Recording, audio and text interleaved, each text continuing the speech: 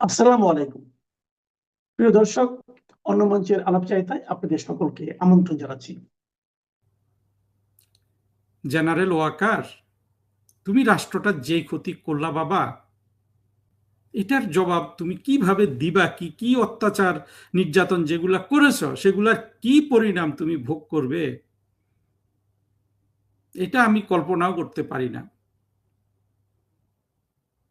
তুমি তো পালিয়েও বাঁচতে পারবে না বাবা, পালিয়েও বাঁচতে পারবে না। এমন নয় যে সেনাবাহিনী তোমাকে বাঁচাবে, তুমি সেনাবাহিনীর জন্য কিছু করো না, তুমি যা করেছো হাটহাজারী মাদ্রাসার জন্য করেছো। জেনারেল ওয়াকারুজ্জামান ইসলাম নিয়ে কথা বলেছেন। তিনি যে একটা ইসলামিক রাষ্ট্র চান, তিনি সেই বক্তব্যে বলেছেন যে বক্তব্যটা ভালো বলতে হবে একদিক থেকে, কিন্তু যেটা উনি বলেছেন যে নামাজের মধ্যে বিদাত, দুয়ার মধ্যে বিদাত, এইটা আমাদেরকে যেই প্রশ্নটার সম্মুখীন করে সেটা হলো যে রাষ্ট্রের সেনাবাহিনী প্রধান, তার দায়িত্বটা কি? অবশ্য তিনি একটা প্রোগ্রামে গিয়ে কথা বলেছেন। সে প্রোগ্রামটা ছিল একটা শিক্ষা প্রতিষ্ঠান খুলেছেন, আর্মি ইন্টারন্যাশনাল ইসলামিক ইনস্টিটিউট। সেটা আরো কিন্তু খবর হিসাবে আমাদের জন্য দূষণীয় খবর হিসাবে, এটা আমাদের জন্য আরো খারাপ। অর্থাৎ উনি আগে আমরা জানতাম যে ঢাকা শহরে প্রচুর ইংলিশ মিডিয়াম মাদ্রাসা আছে। ওয়াকারুজ্জামান এখন ক্যান্টনমেন্টের মধ্যে ইসলামিক স্কুল বা মাদ্রাসা উনি স্থাপন করলেন। বিভিন্ন জায়গায় এই মাদ্রাসাগুলো হচ্ছে, যেটা বোঝা গেল ওনার এই অনুষ্ঠান থেকে। সেখানে তিনি কি শিক্ষা দিবেন সেটা বলেছেন। তিনি বলেছেন যে মানে ইসলামিক শিক্ষা এবং আধুনিক শিক্ষা দিতে হবে। অর্থাৎ ইসলামিক শিক্ষা তাহলে কি অনাধুনিক শিক্ষা, সাথে যে আধুনিক শিক্ষা দিতে হবে? আপনি প্রশ্ন করলে আসলে শেষ করতে পারবেন না। আমাদের কাছে যেটা বড় বিষয় হয়ে দাঁড়িয়েছে, আমি মনে করি যে আমার এই আজকের বক্তব্যটা অত্যন্ত গুরুত্বপূর্ণ। আপনারা হয়তো গোছানো বক্তব্য পাবেন না, কিন্তু রাষ্ট্রের জন্য এই জিনিসটা অত্যন্ত গুরুত্বপূর্ণ। প্রথম কথা হলো যে জেনারেল ওয়াকার যে রোলটা প্লে করছেন, এইটা তো হুজুর আব্দুর রাজ্জাক বিন ইউসুফের প্লে করলে ঠিক আছে। সেনাবাহিনী প্রধান এই রোল কেন প্লে করবেন? এত গভীরে গিয়ে তাকে শরিয়া বর্ণনা করতে হবে কেন? আমাদের দুর্ভাগ্যটা দেখেন, পৃথিবীর বিভিন্ন মুসলমান দেশগুলোতে, মুসলিম প্রধান দেশ, আমি আসলে যাদেরকে অনুসরণ করার কথা বলি, বাংলাদেশকে তাদেরকেই অনুসরণ করে আমরা যে জঙ্গিবাদের কবলে পড়েছি সেখান থেকে মুক্তি পেতে হবে। সেই দেশগুলো কি? সৌদি আরব, মিশর, আরব আমিরাত, এই এই রাষ্ট্রগুলোকে, এবং আরো আপনি দূরে বা কাছে গিয়ে মালয়েশিয়া, ইন্দোনেশিয়া, এগুলোকে আপনাকে অনুসরণ করতে হবে। কারণ বাংলাদেশের এখন তো 90% মুসলমানের দেশ। সেখানে মানুষের ধর্মীয় চাহিদা, ধর্মপরায়ণতা, এগুলো কিন্তু তীব্র আকাঙ্ক্ষা আছে। বাংলাদেশের জঙ্গিবাদীরা, স্বাধীনতা বিরোধীরা এই আকাঙ্ক্ষাটাকে পুঁজি করে কিন্তু সমাজে তাদের আধিপত্য বিস্তার করেছে। এইখান থেকে ছুটে আসা 10 মিনিট, 20 মিনিট বা 30 মিনিট ইউটিউবে বক্তৃতা দিয়ে আমি সব শেষ করে দিতে পারবো, বুঝিয়ে দিতে পারবো, সেটা কিন্তু মোটেও নয়, আর সেটার প্রয়োজনও নাই। কিন্তু মোটা দাগে যে জিনিসটা আমাদের বুঝতে হবে, অন্যান্য মুসলমান দেশগুলোতে আপনার যেটা ইসলাম ধর্মকে ধর্মীয় কাজে ব্যবহার করে, রাষ্ট্রীয় কাজে ব্যবহার করে না, সামাজিক কাজে ব্যবহার করে না, রাজনৈতিক হাতিয়ার হিসাবেও ব্যবহার করে না। বাংলাদেশে ইসলামটা হয়ে গেছে রাজনীতির হাতিয়ার, অন্ধকারাচ্ছন্ন সমাজের হাতিয়ার, পশ্চাৎমুখী সমাজের হাতিয়ার, জঙ্গি, স্বাধীনতা বিরোধী, মৌলবাদী শক্তির হাতিয়ার। ধর্মের মতো এরকম একটা পবিত্র জিনিস, যেটার মাধ্যমে মানুষ তার মনকে আল্লাহর সাথে সংযুক্ত করবে, সেটাকে প্রতিটা বিষয়ের মধ্যে নিয়ে এসে তারা মনে করে যে এই রাষ্ট্রটাকে তারা তাদের মতো একটা রাষ্ট্র তৈরি করবে। জেনারেল ওয়াকার যেটা করেছেন, যেটা করে দেখিয়েছেন, সেটা কিন্তু দেখেন বাংলাদেশের সব জায়গায়। আমাদের তো এমনিতেই লক্ষ লক্ষ মাদ্রাসা আছে, বিভিন্ন টাইপের, অন্তত 8-10 টাইপের মাদ্রাসাই আছে বাংলাদেশে। তারা কিন্তু প্রচুর মাওলানা প্রডিউস করছে প্রতি বছর। যদিও একটা মাওলানারও এই অসংখ্য মাওলানার মধ্যে হয়তো প্রতি বছর 100-200 মৌলবী কর্মক্ষেত্রে সফল হয়। সেই সাফল্যটা কি? ওয়াজ মাহফিল করে অর্থনৈতিক সমৃদ্ধি করা, কিংবা মাদ্রাসার শিক্ষক হয়ে যেখানে আসলে বেতন খুবই কম, কিংবা মসজিদের ইমাম হয়ে সেখানে হয়তো সরকারি বেতন পেলে বেতনটা কিছুটা হয়, তবুও সেটা অত্যন্ত কম। এই যে লক্ষ কোটি অনুৎপাদনশীল মানুষ তৈরি হচ্ছে, সেই দিকেটা কিন্তু আমরা কেউ খেয়াল করছি না। কিন্তু এই লোকগুলোরও তো ইকোনমিক কষ্ট আছে, তাদের তো সংসার চলে না আসলে। প্রতি বছর 100 অর্থনৈতিকভাবে 100 সফল মানুষ তৈরি করার জন্য লক্ষ লক্ষ ছাত্র এবং ছাত্রীও সেখানে কিন্তু যাচ্ছে। আমি এই কথাগুলো এত বিস্তৃত বলছি এই জন্য যে মাদ্রাসার যে ছাত্র ছাত্রী, মাদ্রাসার শিক্ষক, এরা কিন্তু আমাদের সমাজেরই অংশ। এদেরকে বাদ দিয়ে আমরা চলতে পারবো না। আমাদের এদেরকে একটা অর্থনৈতিক শক্তি হিসাবে গড়ে তুলতে হলে কি করতে হবে, সেটা কিন্তু আমাদের প্ল্যানে কখনো ছিল না। পক্ষান্তরে দেখা যাচ্ছে যে এত মাদ্রাসা, এত মাওলানা তৈরি হওয়ার পর উপরন্তু এখন আমরা দেখেছি ঢাকা বিশ্ববিদ্যালয়ে মাওলানার পর মাওলানা তৈরি হচ্ছে, অন্যান্য বিশ্ববিদ্যালয়গুলোতে মাওলানার পর মাওলানা তৈরি হচ্ছে। 2024-এর পর থেকে আমরা দেখলাম যে সেনাবাহিনীতেও মাওলানার পর মাওলানা তৈরি হচ্ছে, এবং সুপ্রিম মাওলানা হয়ে গেল জেনারেল ওয়াকার। জেনারেল ওয়াকার মাওলানা হওয়াতে 2024-এ সে জঙ্গিদের সাথে চলে গেল। হয়তো একটা কারণে সে জঙ্গিদের সাথে গেছে এমন নয়, কিন্তু এটা কিন্তু একটা বড় কারণ। আওয়ামী লীগ সরকার যেই নীতিতে আসলে রাষ্ট্রীয় কর্মচারীদের নিয়োগ দিত, যে তাদের কোনো রাজনৈতিক পরিচয় তারা দেখতো না, তারা সব সময় দেখতো যে সমাজের সব অংশ, হ্যাঁ ঠিক আছে, একটা মানুষ চাকরি করছে, করুক। এইভাবে কিন্তু প্রধানমন্ত্রী শেখ হাসিনা সেটাকে দেখতেন।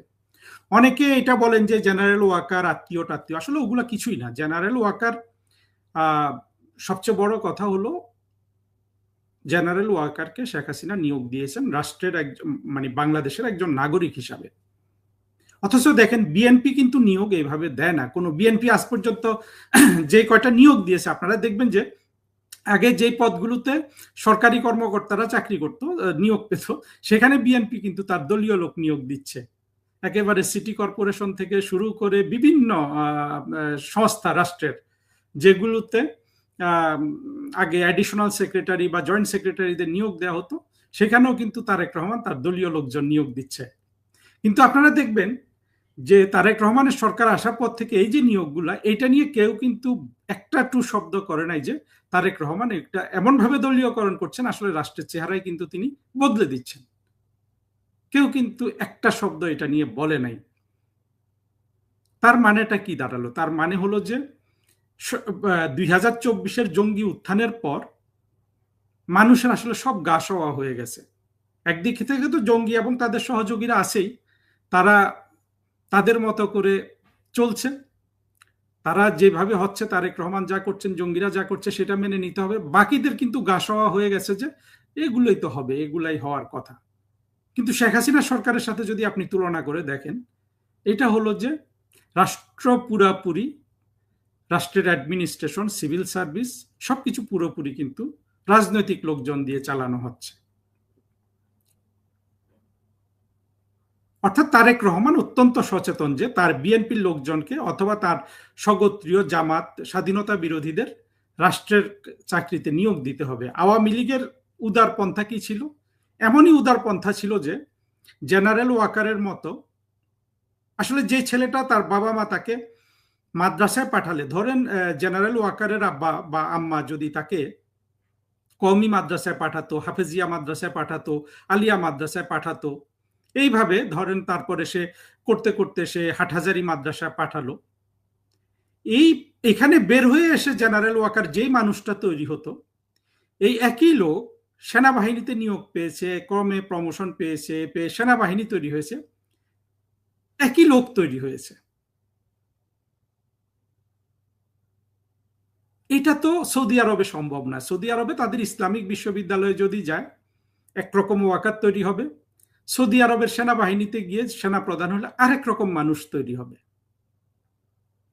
আমাদের দুর্ভাগ্যটা এখানেই যে আমরা যাই কিছু করি, আমরা বিশ্ববিদ্যালয়ে একটা ছেলেকে পাঠাই, বের হয়ে সে কিন্তু একজন হাটহাজারি থেকে, তাকে হাটহাজারিতে পাঠালে যা তৈরি হতো সেটাই তৈরি হচ্ছে।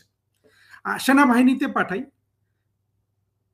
তাকে সেনাবাহিনীতে না পাঠিয়ে হাটহাজারিতে পাঠালে যা তৈরি হতো সেনাবাহিনী থেকেও তাই তৈরি হচ্ছে। এটা রাষ্ট্রের জন্য কতটা দুর্ভাগ্যজনক সেটা কিন্তু কেউ বুঝতে পারছে না। এখানে যারা বাংলাদেশকে তালেবানি রাষ্ট্র করতে চায় তাদের অবশ্য সুখের অনেক কারণ আছে, যে তারা তো আলহামদুলিল্লাহ পড়বেই। এই যে আফসারি কিংবা তারেক মনোয়ার, এখন তারা যে পড়ে তাদের নিজেদেরও তো অভ্যন্তরীণ কোনো নৈতিকতা তো নাই। রফিকুল্লাহ আফসারি আপনারা দেখেছেন কিভাবে জামাতের যে সদস্য গাজী নজরুল ইসলাম, সে একটা শিশুকে নিয়ে একটা হোটেলে ধরা খেয়েছে, একটা মেয়ে শিশু, সেটাকে সে তার মতো করে জায়েজ করে দিচ্ছে।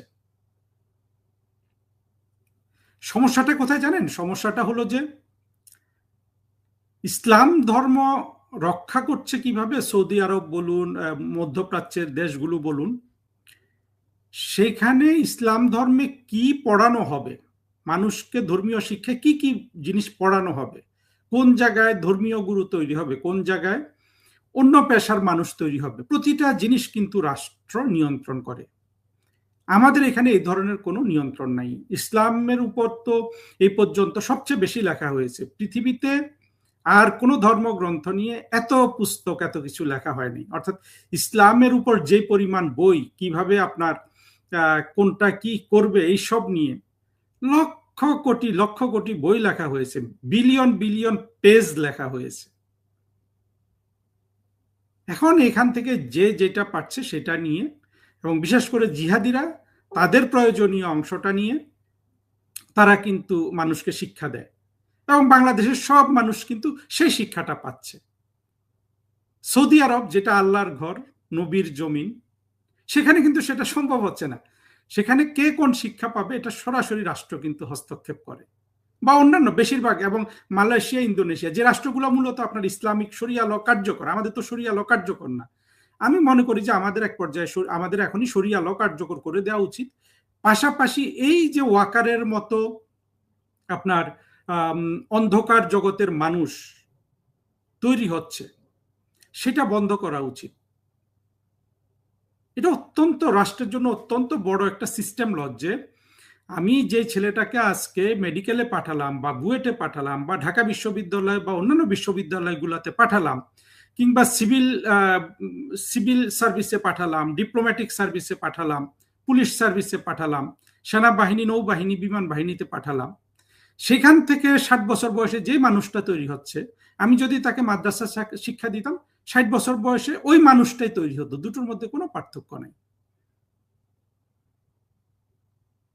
এটা জেনারেল ওয়াকার আরেকবার প্রমাণ করে দিল। এবং জেনারেল ওয়াকার যে সত্যিকারে একটা মানে কি টাইপের মানুষ, কেন সে 2024-এর জঙ্গি উত্থানে জড়িত হলো, কেন সে আওয়ামী লীগকে বা অন্যান্যদের সাথে নানান ধরনের আশ্বাস দিয়েছিল বা ইয়ে করেছিল, কেন তারা তাকে ধরতে পারলো না। মোটা তাকে আওয়ামী লীগ যেমন নিজেরাই ইসলামাইজড হয়েছে, ইসলামাইজড কথাটা বললে আবার খারাপ দেখে, অর্থাৎ তারা জঙ্গিয়া, মানে শব্দটা বাংলায় হয়তো বলতে পারছি না, মানে রেডিকালাইজড হয়েছে আওয়ামী লীগ। আওয়ামী লীগের নিজস্ব রেডিকালাইজেশনের প্রসেসে কিন্তু আওয়ামী লীগ হওয়াতে ওয়াকার যে আওয়ামী লীগ না, বা আওয়ামী লীগের রেডিকালাইজড মানুষগুলা যে আওয়ামী লীগ হতে পারে না ঐতিহাসিকভাবে, সেইটা আওয়ামী লীগের আসলে রাজনৈতিকভাবে, প্রাতিষ্ঠানিকভাবে নির্ধারণ করার আর কোনো সুযোগ কিন্তু ছিল না, যার কারণে ওয়াকার কিন্তু সেনাবাহিনী প্রধান হতে পেরেছে। আর এই ওয়াকার সেনাবাহিনী প্রধান হলে যা হওয়ার তাই হয়েছে। 2024 জঙ্গি উত্থানে সে জঙ্গিদের সাথে চলে গেছে, সে নরম নরম কথা বলেছে, সে গরম কথা বলেছে, একটাও রাখে নাই, একটা গরম কথাও কিন্তু সে রাখে নাই। গরম কথা কি বলেছিল যে আমার উপর ভরসা রাখুন, আমি সবার দায়িত্ব নিচ্ছি। দেখা গেল সে শুধু জঙ্গিদের দায়িত্ব নিয়েছে, জঙ্গিরা তাদের যত গালিগালাজ করুক সে জঙ্গিদের তার সন্তান মনে করে। আর আওয়ামী লীগের কিছু নেতাকে সে বাঁচিয়েছে, যেটা অবশ্যই প্রশংসার কাজ। আর মাঠ পর্যায়ের আওয়ামী লীগের লোকজনকে সে হত্যা করার, খুন করার, বাড়িঘর থেকে বের করে দেওয়ার এবং তাদেরকে আপনার অকাতরে তাদের উপর জেল, জুলুম, মামলা এগুলা দেওয়ার সে ওদেরকে দায়িত্ব দিয়ে দিয়েছে। জামাত, হেফাজত, বিএনপি যা করেছে, এবং তার নিজস্ব কর্মকর্তাদেরও সে অনেককে রক্ষা করেনি। আমরা জেনারেল জিয়াউল হাসানের কথা জানি, একমাত্র জেনারেল যাকে এই ওয়াকাররা, তার আগে শুধু ওয়াকার না তো, হামিদুল নামে ডিজিএফআই এর প্রধান ছিল যে, সেও কিন্তু জঙ্গি। চিন্তা করেন আওয়ামী লীগ সরকার কতটা নিজস্ব রাজনৈতিক বোধ বুদ্ধি থেকে দূরে সরে গিয়েছিল। আওয়ামী লীগের কথা আমরা বাদ দিই, এখানে শুধু জেনারেল ওয়াকারকে নিয়ে আপনি চিন্তা করে দেখুন, মানে বাংলাদেশের কত পার্সেন্ট মানুষ এখন এই চিন্তাটা ভালোভাবে কিন্তু জানি না, যে একটা লোককে আমি যদি হাটহাজারী মাদ্রাসাতে পাঠাতাম, শৈশব থেকে হাটহাজারী মাদ্রাসাতে পাঠাতাম এবং তাকে সেখানে পরিণত বয়স হতে দিতাম, সে যেই মানুষটা তৈরি হতো, একই শিশুটাকে আমি যদি আর্মিতে পাঠাই, ঠিক 60 বছর যখন তার বয়স হয়, সে একই মানুষ তৈরি হচ্ছে, একই শিক্ষা, কোনো বাড়তি শিক্ষা তার নাই। এটা কত পার্সেন্ট মানুষকে, বাংলাদেশের কত পার্সেন্ট মানুষকে আসলে চিন্তিত করে? এটা নিয়ে একটা ভয়ের ব্যাপার আছে না? আপনি কি এই পদ্ধতিতে রাষ্ট্রের কোনো উন্নতি করতে পারবেন? পারবেন তো না।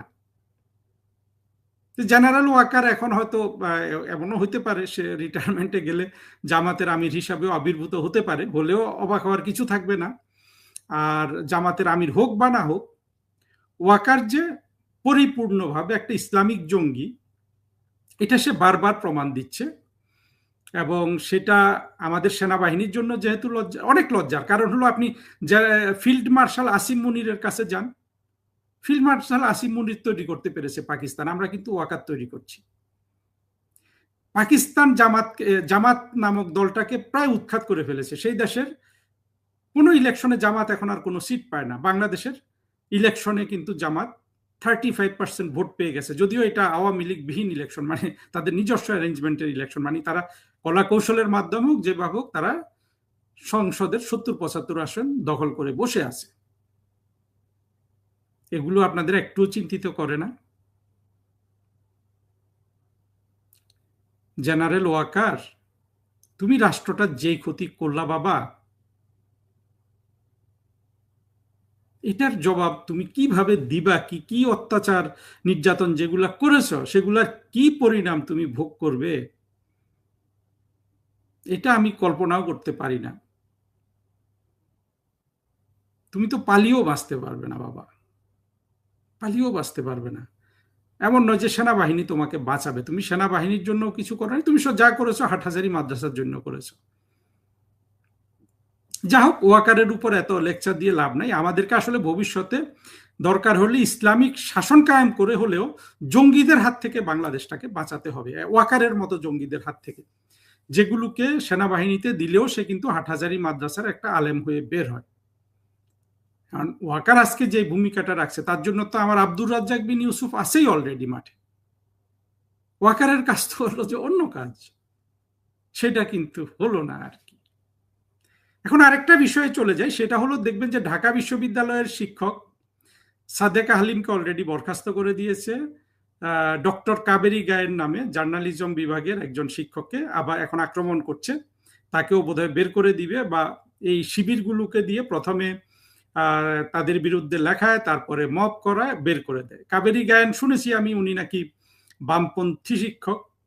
2024-এ তো বামপন্থীরা ভুল করেছে, কাবেরী গায়েন পার্সোনালি ভুল করেছেন কিনা আমি জানি না, তিনি লাল বদর হয়েছিলেন কিনা। সব বাম তো বাংলাদেশের লাল বদর হয়েছিল। লাল বদর যেসব হয়েছে, যেই বাম লাল বদর হয়েছে সে নিশ্চিতভাবে পাকিস্তানি সেকুলার। বাংলাদেশে এই আরেকটা অদ্ভুত কোয়ালিশন হয়েছিল, পাকিস্তানি সেকুলার এবং 1971 সালের পরাজিত আল বদর আল শামস রাজাকার বাহিনী। অ্যাকচুয়ালি পাকিস্তানি সেকুলারও কিন্তু 1971 সালে পরাজিত। এই পুরোটাই কিন্তু জেনারেল নিয়াজির হাত ধরে আত্মসমর্পণ করেছিল। কিন্তু এই দুইটা শ্রেণী, পাকিস্তানি সেকুলার বা সেকুলার পাকিস্তানি এবং আল বদর আল শামস ঘাতক রাজাকার বাহিনী, এরা সমাজের এমনই বিপরীত প্রান্তে অবস্থান করে যে রাষ্ট্রটা যখন তারা দখল করবে, এই পাকিস্তানি সেকুলার এবং ঘাতক বাহিনী, মৌলবাদী বাহিনী একসাথে যদি দখল করে, তখন তাদের মধ্যে আবার একটা গৃহযুদ্ধ হবে। যেই গৃহযুদ্ধের অবধারিত পরিণতি হবে এই পাকিস্তানি সেকুলারকে প্রত্যেকের একটাকে করে গলা কেটে মেরে ফেলা। সিরাজুল ইসলাম চৌধুরী, সলিমুল্লাহ খান, মতিউর রহমান, মাহফুজ আনাম, কাবেরী গায়েন, মুজাহিদুল ইসলাম সেলিম, রুহিন হোসেন প্রিন্স, খালেকুজ্জামান, এইভাবে যারা যারা আছে, 24-এর জঙ্গি কি আরো কি কি, রাজেকুজ্জামান রতন, সবার নাম তো আসলে আসে না, এরা সবাই জঙ্গি হয়েছে না, লাল বদর হয়েছিল। রাষ্ট্র যদি ওরা পরিপূর্ণভাবে দখল করতে পারত, 2024-এ যদি জঙ্গিরা পরিপূর্ণভাবে রাষ্ট্রটা দখল করতে পারত, যেইভাবে পিনাকি, তাজ হাসমিরা চাচ্ছিল। তাজ হাসমি আবার এখন মানে পক্ষ পরিবর্তন করেছে, এখন সে পুরোপুরি বিএনপির অধীনে চলে এসছে। আর পিনাকি ইলিয়াস আবার, ইলিয়াসকে মনে করি যে ওর মতো আছে। পিনাকি আবার পুরোপুরি জামাতের অধীনে চলে এসছে। বাট তারা তখন একটা কম্বাইন্ড শক্তি ছিল, একটা কম্বাইন্ড ফোর্স ছিল। ওই ফোর্স যেভাবে চাচ্ছিল যে সব আওয়ামী লীগকে মেরে ফেলা, ওইটা যদি হয়ে যেত, মানে একটা উল্লেখযোগ্য সংখ্যক মেরেও যদি রাষ্ট্রটা তারা নিজেরা দখল করতে পারত, তারপরে গৃহযুদ্ধটা হতো কিন্তু জঙ্গিদের এবং পাকিস্তানি সেকুলারদের মধ্যে। এই পাকিস্তানি সেকুলারদের মধ্যে কিন্তু আবার বিএনপিও আছে।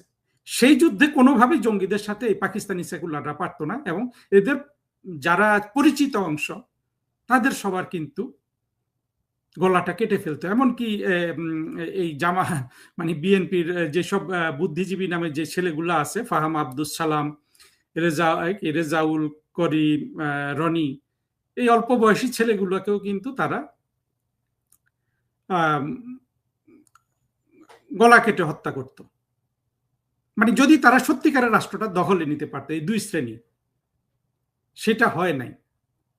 কিন্তু সেটা না হলেও এই যে কথাগুলো বললাম, এটারই আপনি প্রমাণটা দেখতে পাবেন। এই যে অধ্যাপক কাবেরী গায়েনকে পেছনে এখন এই জঙ্গিরা শিবির লেগে গেছে, হয়তো তিনি বরখাস্ত হয়ে যাবেন। এইভাবে 232 শিক্ষককে নাকি ক্রমে বরখাস্ত করে দেয়া হবে। আসলে ঢাকা বিশ্ববিদ্যালয় তো এমনিতেও কিছু নেই, তারপরেও যা কিছু এই যে মোটামুটি প্রগতিশীল শিক্ষক আছে, তাদের সবাইকে বের করে দেওয়ার একটা চূড়ান্ত ব্যবস্থা তারা করছে। এবং বিএনপি কিন্তু এই ধরনের কোনো প্রজেক্টেই বিএনপির কিন্তু নাই। বিএনপি এগুলোকে সব হাঁ করে দিয়ে যাচ্ছে। রাষ্ট্র কোথায় যাচ্ছে? এই যে রাষ্ট্রের দুরবস্থা, আজকে রাষ্ট্র পুরোপুরি একটা জঙ্গি উৎপাদনের কারখানা হয়ে গেছে। আমরা যারা ভেবেছিলাম যে তারেক রহমান একটা সুন্দর বাণী দিয়েছিলেন যে বাংলাদেশ হবে সবার, একেবারে সুন্দর উনি ইয়েতে লিখেছিলেন, সেই জঙ্গি উত্থানের পরপর ইউকেতে যখন তিনি ছিলেন, তিনি কিন্তু তার এক্স হ্যান্ডেলে লিখেছিলেন যে বাংলাদেশ হবে কার? আস্তিকের, নাস্তিকের, হিন্দু, মুসলমান, বৌদ্ধ, ইহুদি, খ্রিস্টান, সকল মানুষের হবে। সেই তারেক রহমানকে এখন দেখা যাচ্ছে যে উনি সেটা প্রতারণা করেছিলেন। আমরা যারা তাকে পছন্দ করতে চেয়েছিলাম তাদেরকে সাথে তিনি প্রতারণা করে ওই তারেক রহমানই রয়ে গেছেন, যেটা ছিল 2001 থেকে 6 সালের তারেক রহমান। যে তারেক রহমান বাংলা ভাই শায়ক আব্দুর রহমানের প্রোটেক্টর ছিলেন প্রথমে, পরে ধরেছিলেন অবশ্য বিদেশিদের চাপে। সেই তারেক রহমান যিনি 2004 সালের 21শে আগস্ট গ্রেনেড হামলা করে, উনি বলুন যে আমি তো করি নাই, করেছে তো মুফতি, এই মুফতির নামও তো ভুলে গেলাম, মুফতি হান্নান করেছে, এটা বলতে পারেন। তাহলে তারেক রহমান সাহেব আপনার সরকার কেন জজমিয়া নাটকটা করেছিল? অবশ্য এখন জজমিয়া নাটকের কাহিনীও বদলানোর চেষ্টা করা হয়েছে। এই যে শীর্ষ সন্ত্রাসীদের মধ্যে একজন ইলিয়াস, সে কিন্তু এই জজমিয়া নাটকের উপর একটা ভালো ভিডিও তৈরি করেছিল, এই প্রথম আলো টালোকে দায়ী করে তারেক রহমানকে ওইখান থেকে, মানে এই 2004 সালের 21শে আগস্টের গ্রেনেড হামলা থেকে তারেক রহমানকে মুক্তি দিয়ে। আজ পর্যন্ত ইলিয়াস যত ভিডিও করেছে ওই ভিডিওটা সবচেয়ে যুক্তিহীন হয়েছে। ইলিয়াস সাধারণত এত মিথ্যা সাজাতে পারে ভিডিওর মাধ্যমে, নানান ক্যারিকেচার করে, ওর ভিডিওগুলো মোটামুটি বিশ্বাসযোগ্য হয়। কিন্তু 21শে আগস্ট গ্রেনেড হামলার উপর ইলিয়াস যে ভিডিও বানিয়েছে ওইটা পুরোপুরি ফ্লপ, সে কোনো যুক্তি দাঁড় করাইতে পারে নাই। তাহলে তারেক রহমান সাহেব, এখন প্রশ্ন আসে যে আপনি জজমিয়া নাটক কেন করেছিলেন যদি আপনার কোনো আপনার ওইখানে কোনো দায় না থাকে? সেটা তো আপনি করতে পারবেন না। অর্থাৎ আপনি রাজনৈতিক প্রতিপক্ষকে কিন্তু উড়িয়ে দিতে চেয়েছিলেন। আমরা এখন যে তারেক রহমানকে দেখছি সেটা হলো সেই তারেক রহমান। আমরা ওই তারেক রহমানকে দেখছি না যিনি এক্স হ্যান্ডেলে পোস্ট করেছিলেন যে এই বাংলাদেশটাকে তিনি একটা সব মানুষের বাংলাদেশ করবেন। আমরা দেখছি, সারা পৃথিবী দেখছে, সারা পৃথিবী আপনার থেকে আপনার সাথে এখনো ইয়ে করছে, কারণ এগুলো আমরা বুঝি। আমাদের তো মুক্তিযুদ্ধের পক্ষে শক্তি, আমরা তো সত্যিকারের আসলে লেখা কথা বলা মানুষই দাঁড় করাতে পারি নাই বলে সিরাজ নামে এক জঙ্গি এখন আওয়ামী লীগের লোকজনকে সবক দেয়, আওয়ামী লীগের অবুঝ অবোধ, হ্যাঁ, তরুণ অনেক কি বলবো তরুণ সমর্থক ওই জঙ্গিটার পেছনে ঘুরে। ওকে অবশ্য জঙ্গি বলা ঠিক হচ্ছে না, জঙ্গি আসলে পাকিস্তানি সেকুলার বলা অনেক বেশি যুক্তিযুক্ত, বাট দুই একজন দেখছি যে এর বিরুদ্ধে কথা বলছে। আসলে আওয়ামী লীগকে, বাংলাদেশের মুক্তিযুদ্ধের পক্ষে শক্তিকে রক্ষা করতে হলে এই সিরাজ নামক ছদ্মবেশী জঙ্গিকে, সে তার জ্ঞান চর্চা করুক, সে যা ইচ্ছা তাই করুক, কিন্তু এই লোকগুলাকে কোনোভাবেই আওয়ামী লীগের উপর কোনো প্রভাব বিস্তার করতে দেয়া যাবে না। অবশ্য মোটা দাগে সিরাজ ছাড়া আমি আর কাউকে দেখছি না। সিরাজের কিছু সহযোগী আছে, ওরা আমাকে গালিটালি দেয়, ওদেরকে আমি অত, ওদের লেখাটেখা আসলে এত পড়ার সুযোগ পাই না। কারণ লেখা না পড়তে পারলে তো বোঝা যাবে না যে সে সিরাজপন্থী নাকি মানে সে ঠিক আছে। এখন সিরাজ যখন আবার লেখে যে ডাস্টবিনকে যখন শফিক লেখে, তখন তো আমারও ভালো লাগে। সত্য কথা বলতে কি, সিরাজকে বুকে জড়িয়ে নিতে ইচ্ছে করে। কিন্তু ও যখন আবার ওই যে ভুট্টো বঙ্গবন্ধুকে বাঁচিয়েছে, বঙ্গবন্ধু ভারত সফর করেছিল বাংলাদেশে আসার আগে, পাকিস্তান ভারতীয় সৈন্য ফিরিয়ে নেওয়ার জন্য ইন্দিরা গান্ধীকে চাপ দিতে, এই যে কথাগুলো যেগুলো আসলে পাকিস্তানি বয়ান, এগুলো যখন সে মাঝে মাঝে ঢুকিয়ে দেয়, তখন কিন্তু এই ছদ্মবেশী পাকিস্তানিকে চিনতে আর কোনো দেরি হয় না। আমাদের কিন্তু এই পাকিস্তানি ছদ্মবেশী, সে যত শিক্ষিত হোক, সে শিক্ষিত হয়ে যাক না, সে 10টা 20টা পিএইচডি করুক, বিশ্ববিখ্যাত বই লিখুক, জ্ঞানের বই লিখুক, হ্যাঁ, দর্শনের বই লিখুক না, কিন্তু আসলে এই লোকগুলাকে কোনোভাবে বাংলাদেশের মুক্তিযুদ্ধের পক্ষের ছেলে মেয়েদের উপর প্রভাব বিস্তার করতে দেয়া যাবে না, কোনোভাবেই না। তা সে যাদের উপর প্রভাব বিস্তার করে তাদেরকে আমরা যদি কারেক্ট করতে পারি করলাম, না করলে ওদেরকেও আমাদের বয়কট করতে হবে। কারণ 2024-এর জঙ্গি উত্থানে প্রমাণিত হয়ে গেছে যে আওয়ামী লীগ মুস্তাক ঠেকানোটাই শেখে নাই। তো মুস্তাকরা তো এখনই ঢুকবে, যেহেতু আওয়ামী লীগ এখন ভাবছে যে আমাদের একটু কথা টথা বলার লোক দরকার। হ্যাঁ, কেউ যদি কথা বলতে পারে, লিখতে পারে, আর সে যদি একটু বঙ্গবন্ধুর কথা লেখে, একটু শেখ হাসিনার কথা লেখে, আর মাঝে মাঝে যদি পাকিস্তানি বয়ান ঢুকিয়ে দেয়, কি সুন্দর না? কিন্তু দেখবেন ওই কথাটাই আপনাকে মানতে হবে যে এক বালতি দুধে 1 ফোঁটা চনা পড়লেই সেটাকে কিন্তু ফেলে দিতে হয় নর্দমার মধ্যে। এই সিরাজ পাকিস্তানিকে নর্দমার মধ্যে ফেলে দিবেন। এমনিতেও সে একটা আগাছা, সে শুধু কনস্পিরেসি থিওরি বিভিন্ন, তার একটা নিজস্ব বিদ্যা আহরণের পদ্ধতি আছে, কিন্তু বিদ্যা আহরণের পদ্ধতি সেটা সঠিক কি ভুল সেদিকেও তর্ক করতে যাচ্ছি না। শুধু তর্ক করব যে এতটুকুন যে এই ছেলেকে কোনোভাবেই মুক্তিযুদ্ধের পক্ষের ছেলে মেয়েদের উপর প্রভাব বিস্তার করতে দেয়া যাবে না। আমরা দেখেছি সলিমুল্লাহ কিন্তু অত্যন্ত সুন্দরভাবে শুরু করেছিল। 2013-14 সালে সলিমুল্লাহকে কেউ ধরতে পারেনি। এই লোক যে একটা ছদ্মবেশী জামাত, ঠিক 24-এ এসে কিন্তু সেও শেখ হাসিনার বিচার চেয়ে ক্ষমা চাওয়ার জন্য বিশাল এক ডাক দিয়ে লাল বদরগিরি করে ফেলল। আমাদের ধীরে ধীরে এই জায়গাগুলোকে উন্নতি করতে হবে। আসার কথা হলো যে জননেত্রী শেখ হাসিনা তিনি বাংলাদেশে আসবেন, 2 দিন আগে একটা ঘোষণা হয়েছিল যে মানে ভারতীয় পররাষ্ট্র মন্ত্রণালয়ের সংসদীয় কমিটির রিপোর্ট ধরে যে তাকে মানে তাকে তার হাত পা বাঁধা কিছুই করতে দেওয়া হবে না, সেটা আমরা অনেকেই সেটার জবাব দিয়েছি। পরে এটা বেশি আর হয় নাই। এখন তো তিনি দেখা যাচ্ছে যে তিনি আরো সাংবাদিক সম্মেলনেও কথা বলবেন। হ্যাঁ, কথা বলবেন তিনি হয়তো নিরাপত্তার কারণে, বিভিন্ন কারণে তিনি হয়তো যেভাবে করছেন সেভাবেই করবেন। তিনি তাকে হয়তো আপনারা তার কথা শুনতে পাবেন, আমাকে যেরকম এখন ভিডিওতে দেখতে পাচ্ছেন সেভাবে তাকে হয়তো দেখতে পাবেন না, কিন্তু তিনি যে তার কার্যক্রম বাড়াচ্ছেন দেখেন। যেই বাংলাদেশের এই প্রথম আলোতে আমি পড়ি নাই, ডেইলি স্টার থেকে সব পত্রিকা যখন এটা লিখলো যে ভারত সরকার শেখ হাসিনাকে কোনো রাজনীতি করতে দিচ্ছে না, তিনি কিন্তু দেখা যাচ্ছে যে তার কর্মকাণ্ডের পরিধি বাড়াচ্ছেন। যদিও ভারত সরকার কিন্তু নীতিগতভাবে, হ্যাঁ, তাদের নীতিতে তারা এক ধরনের আপনার রেস্ট্রিকশন শেখ হাসিনার উপরও দিয়েছেন। এটা বুঝতে হবে, কারণ তারা সেটা দালাই লামাকেও দিয়েছিলেন। দালাই লামাকে যখন তারা ভারতে আশ্রয় দেন, দালাই লামা কিন্তু ভারতে আশ্রয় পাওয়ার পরে তার যে প্রশাসনিক দায়িত্ব ছিল সেটা থেকে কিন্তু অব্যাহতি নিয়েছিলেন। এগুলো অনেকে জানেন না। ফলে ভারতের লাইনেই কথা বলছে। তারা একটা সুপার পাওয়ার হওয়া প্রত্যাশী রাষ্ট্র, তাদেরকে তাদের আন্তর্জাতিক রাজনীতি, আন্তর্জাতিক রিলেশনস এবং আন্তর্জাতিক কমিটমেন্ট ঠিক রাখতে হয়। তার আওতায় তারা শেখ হাসিনাকে আশ্রয় দিয়েছেন, কিন্তু শেখ হাসিনা এরপরেও কিন্তু তিনি কিন্তু তার মানুষদের সাথে যোগাযোগ করে যাচ্ছেন, তিনি সারা বিশ্বে তার মেসেজ পৌঁছে দিচ্ছেন এবং ডিসেম্বরে তিনি আসবেন।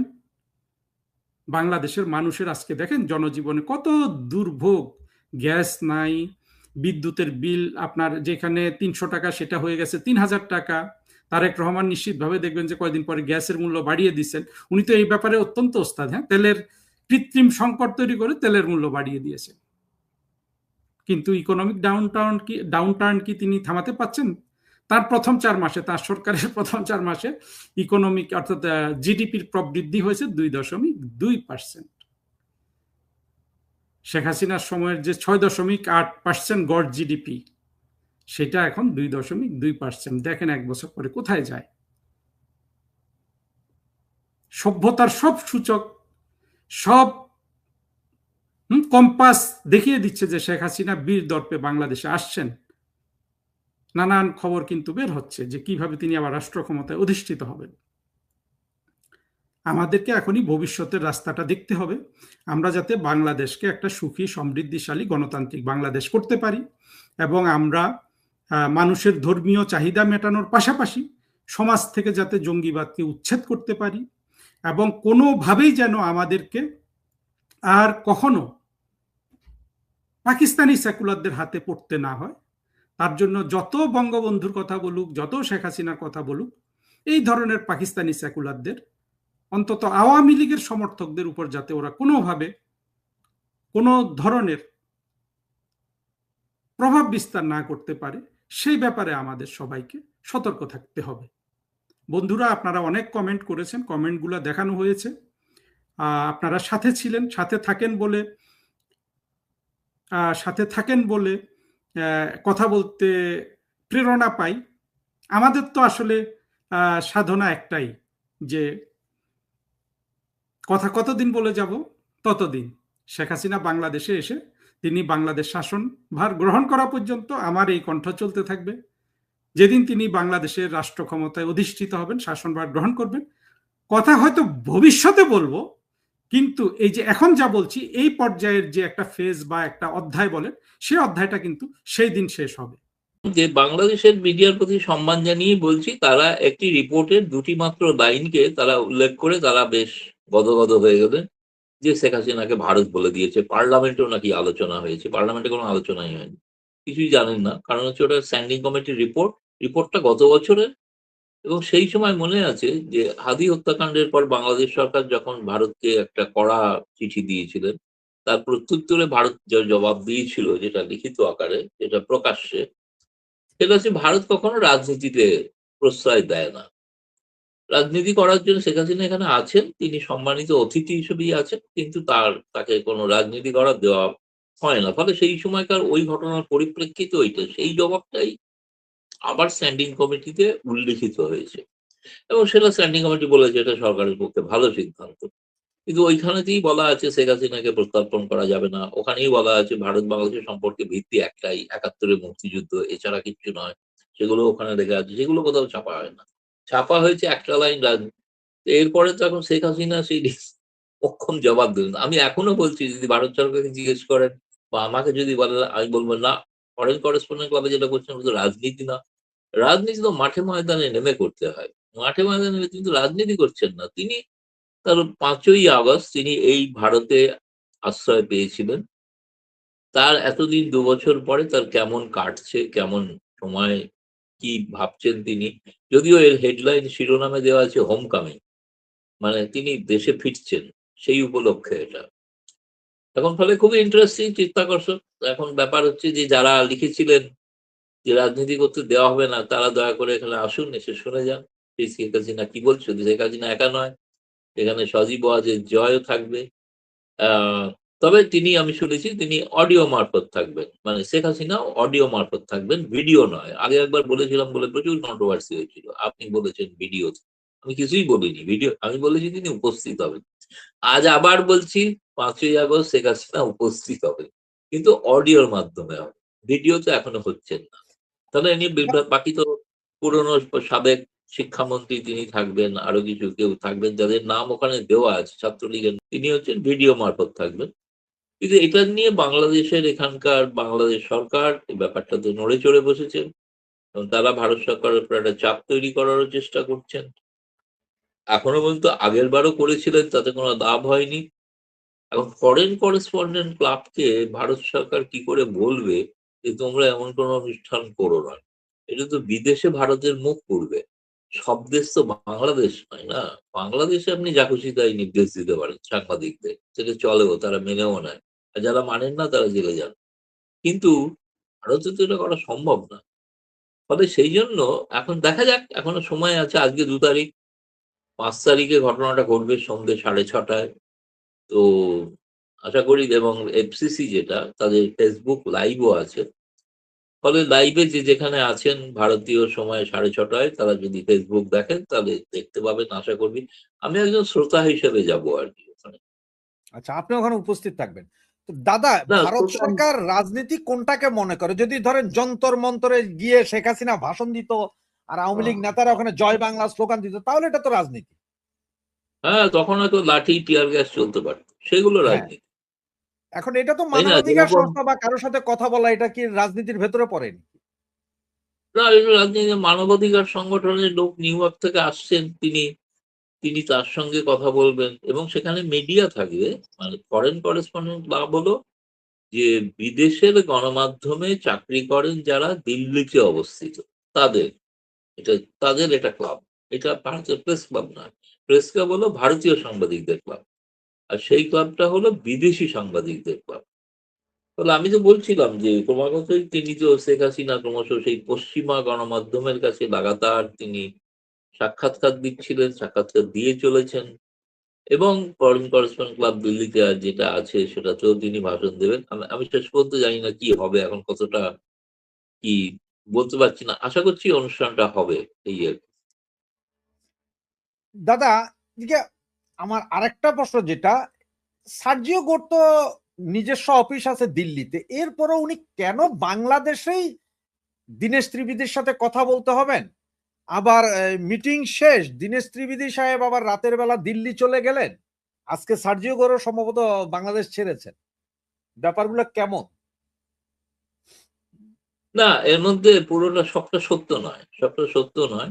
তার কারণ হচ্ছে সার্জিও গোর কেবলমাত্র ভারতে নিযুক্ত রাষ্ট্রদূত নন। তিনি দক্ষিণ এশিয়ার একজন ট্রাম্পের বিশেষ দূত। ফলে গোটা দক্ষিণ এশিয়ার মধ্যেই তার ঘোরাফেরা হবে এবং তার সঙ্গে মধ্য এশিয়া। আগামী দিনে তো বোধহয় কাজাখস্তানে এসসিও মিটিং হচ্ছে, সেখানেও যেতে পারেন সার্জিও গোর। আর দীনেশ ত্রিবেদীর সঙ্গে তার বৈঠকটা দিল্লিতেও আগে হয়েছিল, যখন দীনেশ ত্রিবেদী ঢাকা যান তার আগে। আর দীনেশ ত্রিবেদী তার সঙ্গে সার্জিও গোরের বহু পূর্ব পরিচিত, তিনি ঘনিষ্ঠ বন্ধু, একথাও বলেন। তো তার প্রোগ্রামটা ঘোষিত ছিল না। সার্জিও গৌরও যেমন কোনো টুইট করেননি, দীনেশ ত্রিবেদীও কোনো টুইট করেননি। কিন্তু বৈঠকটা হয়েছে, এটা সকলেই জানেন। সেটা দিল্লিতে যেহেতু দীনেশ ত্রিবেদী এখানে আছেন, তারপরে দীনেশ ত্রিবেদী কিন্তু একটা ঘটনা ভুল ঘটেছে আসলে আমারই কারণে। মানে আমি প্রথম দিনে বলে দিয়েছিলাম যে দীনেশ ত্রিবেদী বোধহয় পররাষ্ট্র মন্ত্রণালয়ের সঙ্গে আলাপ আলোচনা করতে আসছেন। তা নয়, তিনি গেছেন কলকাতায়। কলকাতায় গেছেন কারণ তিনি কলকাতা থেকে চলে আসার পর তার আর বাড়িতে যাওয়া হয়নি। ফলে তিনি শুক্র শনি ছুটি ছিলেন, তিনি ২ দিনের ছুটিতে তিনি কলকাতায় গিয়েছেন নিছক পারিবারিক কারণে। এবং তিনি বোধহয় আজকে ফিরেও গেছেন মনে হয় ঢাকায়। সেটা ঢাকার লোকেরা বলতে পারবে। তিনি আজ বা কাল, কারণ আজকে তো রবিবার থেকে তো বাংলাদেশের তো সরকারি কাজের ছুটি, কাজের দিন। ফলে সেই কারণে হয়তো তিনি হয়তো ফিরেও গেছেন। ফিরে যাওয়ার কথাই ছিল। ২ দিনের জন্য এসেছিলেন, চলে গেছেন। দিল্লিই বা আসেননি তিনি। এখন দিল্লি এসছেন কিনা, পরে কলকাতা থেকে দিল্লি এসছেন কিনা, না আমি এই খবর পাইনি, জানি না। কিন্তু আমি জানি উনি আমাকে অন্তত বলেছিলেন, উনি আসার পরেই আমি ওনাকে যোগাযোগ করি। তো উনি বললেন, "আমি কলকাতায় আছি, দিল্লিতে নেই। আমি আবার চলে যাবো, ফিরে যাবো।" এ কথাই বলেছেন। ফলে খার্জেগৌড়ের সঙ্গে তার কি আলোচনা হয়েছে এ বিষয়ে তিনি কথা বলতে রাজি হন। দাদা, এদিকে আমরা যতটুকু শুনলাম সার্জিও গোর নাকি আওয়ামী লীগের একজন নেতা, যেটা এখন পেপার পত্রিকা বা বিভিন্ন গণমাধ্যমে দেখছি যে সাবের হোসেন চৌধুরীর কথা বলা হচ্ছে, যে ওনার সাথে সম্ভবত ওয়েস্টিন হোটেলে দেখা করেছেন, মিটিং হয়েছে বা অন্য কোথাও দেখা হয়েছে।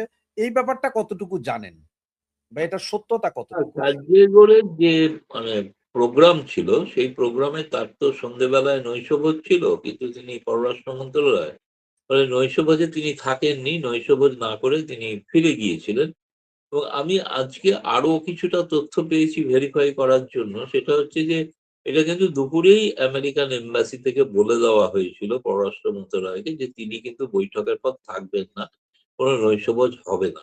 এবং নৈশভোজের ব্যবস্থা করা হচ্ছিল, কিন্তু শেষ পর্যন্ত আর নৈশভোজটার ব্যবস্থা করা হয়নি। কারণ তিনি অন্যত্র তার কোনো জরুরি কাজ আছে বলে তিনি যে হোটেলে উঠেছিলেন সেই হোটেলেই ফিরে যান। এবং সেখানে সেই সময়টাতে দেখুন, সেই সময়টা নিয়ে একটা চর্চা আছে যে সেখানে সাবের হোসেন চৌধুরী এবং জাতীয় পার্টির জিএম কাদের, এদের সঙ্গে তিনি কথা বলেছেন।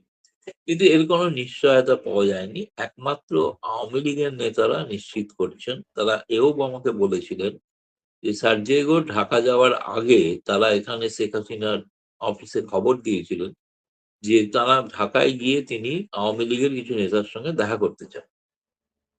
তো তখন সেখানে তো সাবের হোসেন চৌধুরী ছাড়া আর কেউ অ্যাভেলেবেল ছিলেন না। ফলে তাকে সেটা নাকি বলা হয়েছে সেটা নেত্রীর অনুমতি নিয়ে।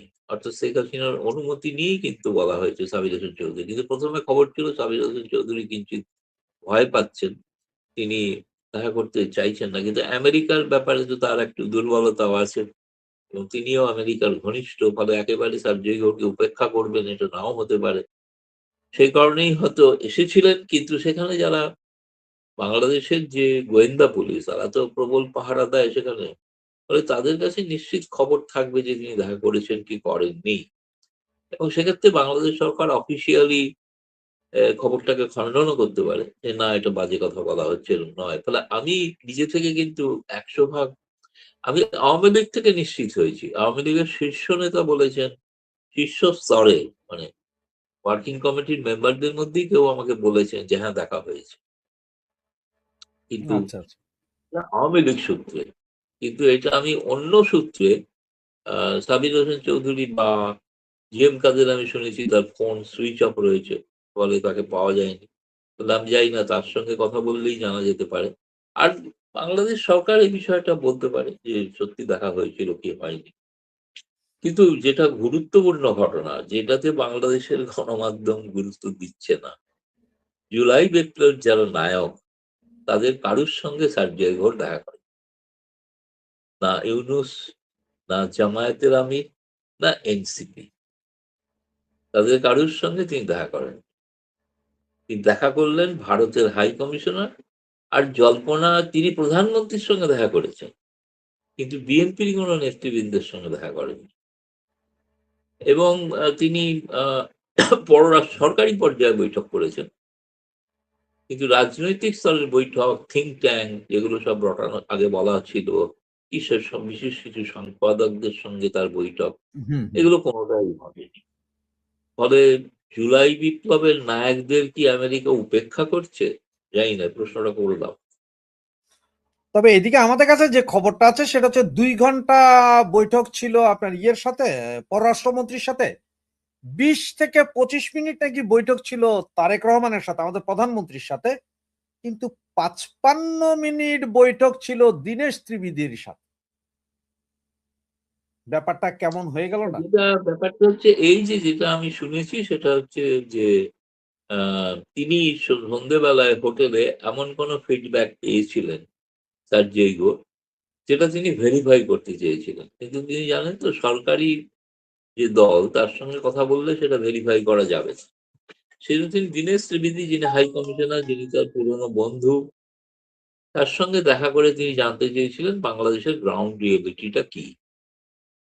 সেই গ্রাউন্ড রিয়েলিটিটা সম্পর্কে তিনি দীনেশ ত্রিবেদী তাকে হয়তো ব্যাখ্যা করেছেন, বলেছেন। এটুকুই মানে আমি মোটামুটি যতটুকু আভাস ইঙ্গিতে বুঝেছি আর কি।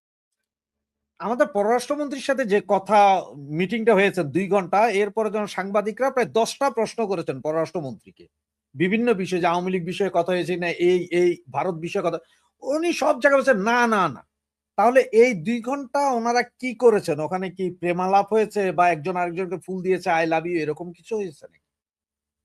না, কতগুলো আমেরিকার তো ব্যবসায়িক সম্পর্ক থাকে। আমেরিকা তো বলেছে তারা বিজনেস টিম পাঠাবেন এখানে, ব্যবসা তারা করতে চান। রিপাবলিকান আমেরিকানরা তারা ব্যবসা নিয়ে বেশি আগ্রহী। ফলে ব্যবসায়িক বিষয় নিয়ে কথাবার্তা হয়েছে। আর একটা হয়েছে আলোচনা, যেটা আমার মনে হয়, আমি যেটা শুনেছি বৈঠকের পরেই পররাষ্ট্রমন্ত্রী এবং উপদেষ্টা দুজনেই প্রধানমন্ত্রীর কাছে প্রায় দৌড়ে গিয়েছিলেন।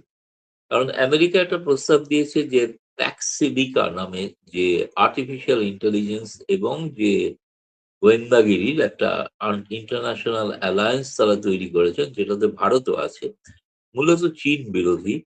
সেটাতে তারা চান যে বাংলাদেশ তাতে সামিল হোক। কারণ বাংলাদেশ চীনের এরকম একটা নেটওয়ার্ক, তার মধ্যে নীতিগত সম্মতি তারা দিয়ে বসেছেন যে তারা তার শরিক হবেন। এবং গতকাল রাতে বাংলাদেশের পররাষ্ট্র মন্ত্রণালয় থেকে কিন্তু একটা ছোট আকারের একটা বিজ্ঞপ্তিও জারি হয়েছিল যে চীনের ওই প্রস্তাবটাকে তারা গ্রহণ করছে। কিন্তু আমেরিকা যে প্রস্তাব দিয়েছিল যে প্যাক্সিডিকা, সেটাতে কিন্তু কোনো তারা এখনো সম্মতি দেননি। ফলে এই বিষয়টা নিয়ে আমেরিকা, ভারত যেখানে একজোটে সামিল, এবং আমি তো বরাবরই বলছি যে আমেরিকা ভারত ইদানিংকালে বাংলাদেশের বহু বিষয়ে তারা সহমত। বিশেষ করে চীনের প্রভাব রক্ষা, অন্তর্ভুক্তিকালীন একটি রাজনৈতিক ব্যবস্থা, এবং আন্তর্জাতিকভাবে কিভাবে চীনকে বিরোধিতা করা যায় সেই ব্যাপারে তো ভারত যুক্তরাষ্ট্র এক। ফলে সেই বিষয়ে কিন্তু বৈঠকগুলি খুব সফল হয়নি বলেই আমি বলতে পারি। সার্জিগোরের সঙ্গে বাংলাদেশ সরকারের বৈঠক, তারা যতই সবাই দেখা হলে সেটা সবসময় বলে চমৎকার বৈঠক হয়েছে, দারুণ বৈঠক হয়েছে, অসাধারণ কথা হয়েছে, খুব ভালো হয়েছে। যুক্তরাষ্ট্র বাংলাদেশ নিবিড় হয়ে গেছে, এত নিবিড় হয়েছে যে ডিনার খেতে ভুলে গেছে, এতটাই নিবিড় হয়েছে। সুতরাং এগুলো তো কূটনীতির একটা অঙ্গ না? কূটনীতিতে এই বডি ল্যাঙ্গুয়েজ এগুলো দেখে বোঝা যায় আপনি ডিনার খেলেন কি খেলেন না, দাওয়াত গ্রহণ করলেন না, তার মানে কি? আপনি আমাকে দাওয়াত দিলেন আর আমি বললাম না রাশেদ ভাই, আমি আজকে খেতে পারবো না, আমি চললাম, অন্য জায়গায় ব্যস্ত আছি। এটা কি আপনাকে অপমান করা নয়? তাই তো আমি সাধারণ বুদ্ধিতে তাই বুঝি। বাংলাদেশের এখন তারেক রহমানদের সৌজন্য বলতে কি আমি জানি না, তার ব্যাখ্যা কি? তারা বলছেন সার্জিওগোরের আওয়ামী লীগ কোনো ব্যাপারই না, নন এন্টিটি, কোনো গুরুত্বই নেই। তো গুরুত্ব নেই তো তাকে বাংলাদেশে ঢুকতে দেন, তার আলোচনা তো গুরুত্বই নেই। গুরুত্বও নেই অথচ তার নিষেধাজ্ঞা রাখবেন, কোনো ইররেলিভেন্ট একটা শব্দ ব্যবহার করেছেন, ইররেলিভেন্ট। কিন্তু আমি দেখলাম সার্জেই গৌড়ের সফরে জুলাই বিপ্লবের নায়ক নায়িকেরা ইররেলিভেন্ট হয়ে গেল, এবং তাই না? গতকালকে আজকে সার্জিগোর চলে গেল, এত মিটিং হলো, আওয়ামী লীগ ভারতে দাফন হয়ে গেছে। হয়ারাজ গতকাল সন্ধ্যার পর থেকে পুলিশকে সর্বোচ্চ সতর্ক অবস্থায় রাখা হয়েছে, এটা জারি করা হয়েছে। ওই তো আবার এতটাই ইররেলিভেন্ট, এতটাই ইররেলিভেন্ট। আবার আপনি তাই যেটা না? বললেন আমেরিকার একটা প্রস্তাব নাকি আজকে আমি পত্রিকাতে দেখলাম যে আর্টিফিশিয়াল ইন্টেলিজেন্সের জন্য ওনারা $2 বিলিয়ন বিনিয়োগ করবেন দুটা জোট, বাংলাদেশে। একশো দুটা জোটের কথা বলেছেন তারা, সেটা আমিও দেখেছি, গণমাধ্যমে দেখেছি ঘটনা। আমাদের ভারতেরও কিছু গণমাধ্যমে বেরিয়েছে। আচ্ছা দাদা, এদিকে তো অন্য যেই কাহিনীটার দিকে এখন মনে হয় যাচ্ছে যে সার্জিও কক্সবাজারে গেলেন, ওখানে কি কি করলেন এগুলো প্রকাশ হয়নি, বা সার্জিও যদি টুইট করেন আমরা হয়তো জানতে পারবো। তো কক্সবাজার ওইদিকে যাওয়া মানে তো করিডোর এগুলোর বিষয় আছে অনেক কিছু। তো চাইনিজ করিডোর হবে না আমেরিকান করিডোর হবে, নাকি আমাদের তারেক ভাই বলবো যে কাউকেই দিব না? কোনটা মনে হয় আপনাকে, জানি না, আমার কোন তো দিকে দেখে ঘুরতে শুনে পারে? মনে হচ্ছে যে বাংলাদেশ সরকার বোধহয় একটা 1 টাকার কয়েন নিয়ে বোধহয় হেডটেল করবে। হেডটেল করলে যার পক্ষে পড়বে সেদিকে যাবে, এরকম একটা অবস্থায় আছে। কোনো সিদ্ধান্ত নিতে পারছেন না কোন দিকে যাবেন। শি জিনপিং এর প্রস্তাব, ট্রাম্পের প্রস্তাব, দুটো নিয়ে তো হিমশিম অবস্থা। 2 হচ্ছে, আপনাকে আরেকটা কথাও বলি, সেটা হচ্ছে যে রোহিঙ্গাদের ক্যাম্পটা দেখাশোনা করে ইউনাইটেড নেশনস, জাতিসংঘ। সার্জিও আর জাতিসংঘের কোনো অফিসিয়ালদের সঙ্গে দেখা করেন, না। তাও তিনি দেখা করতে চাননি। অথচ আমেরিকান এম্বাসি, ইউনাইটেড নেশনসের যে দপ্তর আছে, সেখানে তাদের বলা হয়েছিল একটা নোট ভার্বালে দিয়ে সার্জিও পরিদর্শন করতে যাবেন, আপনারা তাকে সুযোগ করে দেবেন পরিদর্শনের। কিন্তু সেই ইউনাইটেড নেশন, জাতিসংঘ যারা দেখভাল করে, তাদেরকে সার্জিও কোনো গুরুত্বও দিলেন না। কারণ আপনারা জানেন যে ট্রাম্প প্রশাসন তো জাতিসংঘকে গুরুত্ব দিতে চায়ও না, তাই না? ফলে সেই ট্রাম্পের নীতি অনুসারেই চলছেন আর কি সার্জিও। তিনি তো আবার ট্রাম্পের বিশেষ দূত এবং খুবই ঘনিষ্ঠ।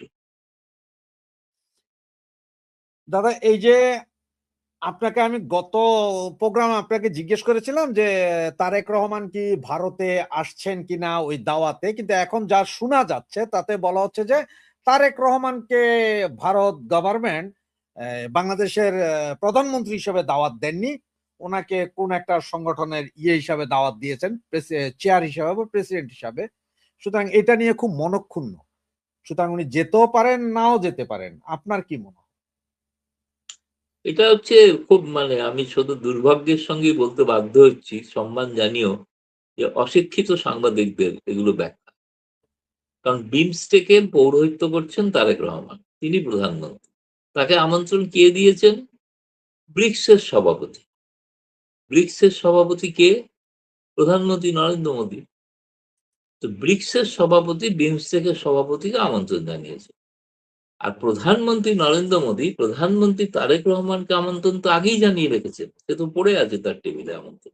তিনি হচ্ছে নরেন্দ্র মোদী প্রথম প্রধানমন্ত্রী গোটা বিশ্বের মধ্যে, তিনি তারেক রহমান নির্বাচিত হবার প্রথম আমন্ত্রণ জানিয়েছেন, তাই না? সেই আমন্ত্রণে তো এখনো তারেক রহমান সাড়া দেয়নি। ফলে তারেক রহমানের হাতে এখন দুটো আমন্ত্রণ, একটা প্রধানমন্ত্রী নরেন্দ্র মোদীর আহত, একটা ব্রিক্সের সভাপতি নরেন্দ্র মোদীর হবার আমন্ত্রণ। এখন কোনটা তিনি নেবেন সেটা তো দীনেশ ত্রিবেদীকে প্রশ্নও করেছিল অনেকে। তিনি বলেছেন এটা prerogative of prime minister. Prime minister নিজে ঠিক করবেন তিনি কোন আমন্ত্রণটা নিয়ে আসবেন। তবে ব্রিক্সের আমন্ত্রণে তিনি যদি না আসেন, তাহলে এটা বাংলাদেশের জন্য খুবই ক্ষতি, খুবই ক্ষতি। সেখানে তো ভারত একা নয় না, 11টা রাষ্ট্রপ্রধান আসবে, তাদের সকলের সঙ্গে তার ওঠা বসা, খাওয়া দাওয়া, তার ডিনার টেবিলে বসা, এই বিরাট সুযোগ না, যেটা শেখ হাসিনা ছাড়েননি, করেছিলেন G20। আবার অতীতে ব্রিক্সের সম্মেলনে শেখ হাসিনাও এসেছিল, গোয়াতে হয়েছিল, তখন এসেছিল। কিন্তু কারণ ভারত প্রতিবেশী রাষ্ট্রকে আমন্ত্রণ জানায় এবং বাংলাদেশকে একটা উন্নয়নশীল রাষ্ট্র হিসেবে তাকে গুরুত্ব দেয়, সেই কারণেই তাকে আমন্ত্রণ জানানো। সুতরাং প্রোটোকলটা হচ্ছে, ব্রিক্সের সভাপতি হিসাবে রাশিয়ার প্রেসিডেন্টকে যে আমন্ত্রণ জানিয়েছেন, সেটা হচ্ছে ব্রিক্সের অন্যতম সদস্য রাশিয়াকে। ব্রিক্সের অন্যতম সদস্য শি জিনপিং, তাকে আমন্ত্রণ জানিয়েছে। তারা সকলেই সব রাষ্ট্রপ্রধানরাই তো এগুলো হয়ে থাকেন না এই পদগুলোতে। তো বিমস্টেকের সভাপতি তো খলিলুর রহমান হতে পারবেন না, কিংবা আপনার ওই কি বলে ফখরুল মির্জাও তো হতে পারবেন না, হতে তো হবে প্রধানমন্ত্রীকেই। তো সেই জন্য প্রধানমন্ত্রীর কাছে গেছে। এটাকে না অযথা জলঘোলা করার চেষ্টা, একটা বলে না পায়ে পা লাগিয়ে ঝগড়া করা, বলটা ছেলে মানুষের, বাচ্চাদের মতো। বাচ্চাদের স্কুলে করে না, এই তুই আমাকে ঠিক কি করিস নি, এরকম একটা বাচ্চাদের মধ্যে। সেটা ওনারা কেউ বলেননি কিছু, এটা সাংবাদিকরা আগ বাড়িয়ে ব্যাখ্যা দিচ্ছেন। কোন সাংবাদিক? তারা হচ্ছেন ইউনূসের মদতপুষ্ট সাংবাদিক।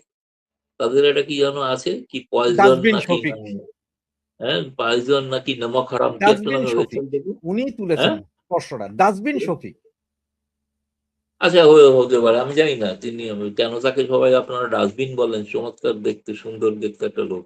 এনিওয়ে, যাই হোক, তো তিনি প্রথম আর কি এটা বলেন। তিনি ভারতে বহু সাংবাদিককেও পাঠিয়েছেন, আমার কাছেও পাঠিয়েছে। তো আমি পড়ে তো হাসতে হাসতে চেয়ার থেকে পড়ে যাচ্ছিলাম যে এইটা দিয়ে কি ভারত বাংলাদেশের সম্পর্ক যখনই কাছাকাছি হওয়ার চেষ্টা হয়, তখন এককালে যখন জামায়াত করতো, এখন এই নতুন একটা শক্তি হয়েছে, তারা এখন করছে। কি করে সফরটাকে ভেস্তে দেওয়া যায়? ফলে এরা হচ্ছে বাংলাদেশের কতটা স্বার্থ দেখবেন, এই নিয়ে আমাদের সন্দেহ আছে। ফলে এই সম্পর্কে তারেক রহমান সরকারের সতর্ক থাকা। তবে আমার যা মনে হয়, হয়তো আমাদের যেসব সাংবাদিকরা এটা নিয়ে কথা বলছে যে বিমস্টেক বা ইয়ে, আমার মনে হয় যারা বিমস্টেক এই শব্দটা না বুঝে ওদের মাথায় হয়তো ঢুকে গেছে যে বিফ স্টেক, কি স্টেক? বিফ, গরুর মাংসের যে স্টেক হয় না, ওরা হয়তো বিফ স্টেক ভাবছে। না না না, সেটা ওই বিফ স্টেক। না না, জি, বিতে তো বাংলাদেশ, আইতে ইন্ডিয়া, এতে মায়ানমার, টিতে থাইল্যান্ড, ইকোনমিক এবং টেকনিক্যাল কোঅপারেশন, এগুলো না পুরো ওইটা তো শব্দটা। অরিজিনাল। আমি বললাম যে আমার দেশের সাংবাদিক যারা বিরোধিতা করছে তারা মানে বিফ স্টেক ভেবে বিরোধিতা করছে যে হ্যাঁ। কেন? তারা তো বিফ খান, বিফের বিরোধিতা কেন করবেন? না ওরা ওই যে মানে আমাদের প্রধানমন্ত্রী দিলা না, তোমরা আমাদেরকে বিফ স্টেক বলে আনতেছো, এটা তো হবে না, প্রধানমন্ত্রী বলতে হবে, এই আর কি। তো দাদা আপনাকে সর্বশেষ যে, প্রধানমন্ত্রী, আমি তো এখনো জানি না প্রধানমন্ত্রী ছাড়া আর কেউ বিমস্টেকের সভাপতি হতে পারেন কিনা। দাদা আপনাকে সর্বশেষ যে প্রশ্নটা, এখন এই যে বাংলাদেশের বর্তমান যে পরিস্থিতি, তাতে প্রতিনিয়ত আওয়ামী লীগের মিছিলের প্যারামিটার খুব বাড়ছে, বড় বড় হচ্ছে মিছিল। 5 তারিখে নেত্রী আবার আসছে, উনি বলবেন 5 তারিখে কথা বলবেন উনি, এটা বিশাল সম্মেলনের মতোই এটা বলা যায়। রাজনৈতিক প্যারামিটারে কি বুঝছেন? সার্জিও গোর ঘুরে গেল, তার আগে আরেকজন ঘুরে গিয়েছিল, এখন মানে আরো 2-3 জন আসছে। প্রেশারটা কোন দিকে আছে তারেকের উপরে? প্রেশার তো আছেই, প্রেশার আছে। ওই যে চীন নিয়ে প্রেশার, আর ইনক্লুসিভ সোসাইটি সেটা চান।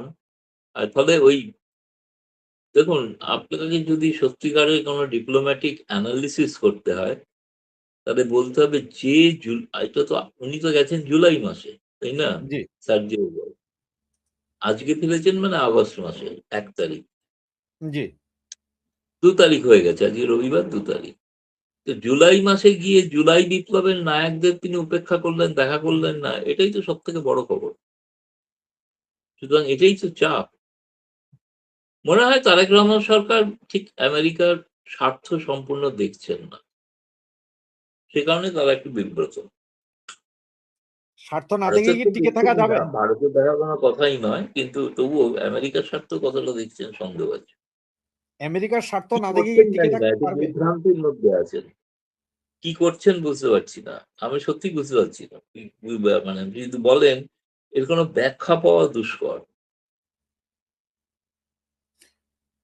ধন্যবাদ দাদা আপনাকে, আপনি কষ্ট করে আমাদেরকে সময় দিয়েছেন। সুপ্রিয় দর্শক শ্রোতা বন্ধুরা, এতক্ষণ দাদার সাথে ছিলেন, দাদাকে ছেড়ে দেবো কারণ আমার পরে হয়তো আরো লাইন আছে দাদা।